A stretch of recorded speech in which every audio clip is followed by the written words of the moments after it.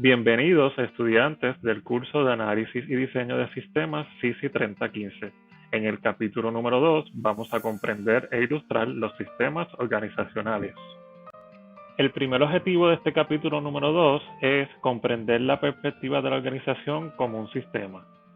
Número 2, el que puedas mencionar cuáles son los diagramas que se utilizan para ilustrar los sistemas de una organización. Número 3, que puedas reconocer los distintos niveles gerenciales y cómo estos se diferencian entre sí. Y número 4, comprender qué es la cultura organizacional. Las organizaciones funcionan como un sistema.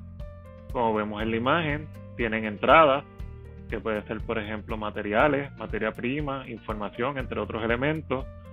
Tenemos el interior de la organización que funciona como un sistema para lograr sus metas y objetivos, y tenemos las salidas que pueden ser los productos o servicios que hace nuestra organización. Las organizaciones también tienen factores externos, como los vemos aquí,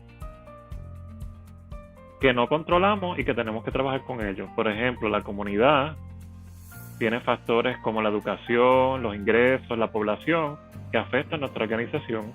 También tenemos los aspectos económicos, como es el mercadeo, la competencia, entre muchos otros.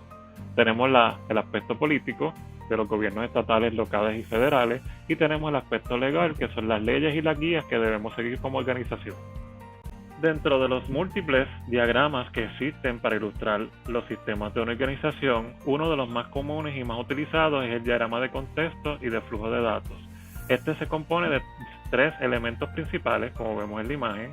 El primero es un rectángulo con sus esquinas en forma redonda que simboliza los procesos, las acciones que se llevan a cabo en ese proceso de la organización. El cuadrado representa una entidad, que es una persona, un grupo, un departamento o cualquier elemento de la organización que reciba o produzca datos en el sistema. Y el elemento de la flecha, que significa el flujo de los datos, de la información y cómo pasa entre las entidades y los procesos. Los siguientes diagramas que ven en pantalla son un ejemplo de diagramas de flujo de datos. Podemos ver en ellos el elemento del proceso, que es el rectángulo con las esquinas redondas, como vemos aquí. También vemos el elemento de la entidad, que son los cuadrados. Aquí tenemos la entidad de la agencia de viajes, la entidad del pasajero, la entidad de la aerolínea. En este caso es un sistema de reservación de vuelos en una agencia de viajes.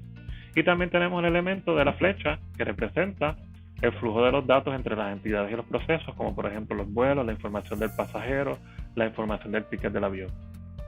En las organizaciones existen varios niveles gerenciales que es importante que conozcamos como analistas de sistemas. Todos los niveles tienen sus responsabilidades particulares, pero todos trabajan para las mismas metas y objetivos de la empresa. El nivel más bajo es el de operaciones. Allí se hace la planificación, control de inventario, envío, recibos y producción, entre muchos otros. Número 2, tenemos la gerencia media, donde se hacen las decisiones de planificación y control a corto plazo.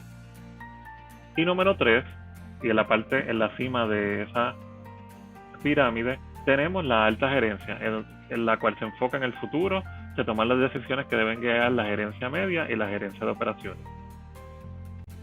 Otro de los elementos importantes en una organización que debemos conocer y entender como analistas de sistemas es la cultura organizacional.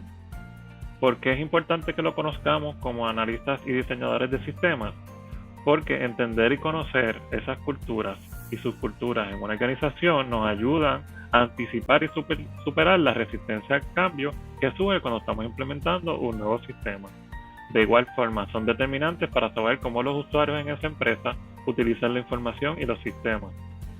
Debemos tomarlo en cuenta al elaborar los requerimientos, diseños, análisis e implementaciones del sistema. Ejemplo, cuando estamos haciendo un adiestramiento, podríamos idear y construir en base a la cultura organizacional. Dentro de la cultura organizacional hay varios elementos. Por ejemplo, tenemos los elementos verbales, que es la forma de expresarse de los empleados, los medios que utiliza la compañía para comunicarse, la atención que tienen a su público, la visión de esa compañía, es parte de ese elemento verbal de la cultura organizacional. Tenemos también el no verbal, las actividades que realiza esa compañía, cómo se visten, cómo es la decoración de sus oficinas, cómo son las promociones en esa compañía, cómo se celebran los cumpleaños, por ejemplo, en esa compañía, Tenemos los valores de esa organización, cómo es el trabajo en equipo de esa organización, cómo es el liderazgo, cómo apoya a la comunidad, cómo apoya el ambiente. Y por último tenemos el impacto de la tecnología, cómo esa organización apoya la tecnología dentro de su organización. Por ejemplo, la virtualización, las redes sociales, cómo lo utilizan, las aplicaciones de mensajes internamente. Todo eso es parte de la cultura organizacional. Resumiendo lo discutido en este capítulo número 2, comenzamos hablando sobre la perspectiva de la organización como un sistema. Luego discutimos los distintos diagramas que existen para ilustrar los sistemas de una organización. Posteriormente, discutimos cuáles son los niveles gerenciales y cómo se diferencian entre sí. Y finalmente, discutimos qué es la cultura organizacional y cuál es su importancia para un analista de sistemas.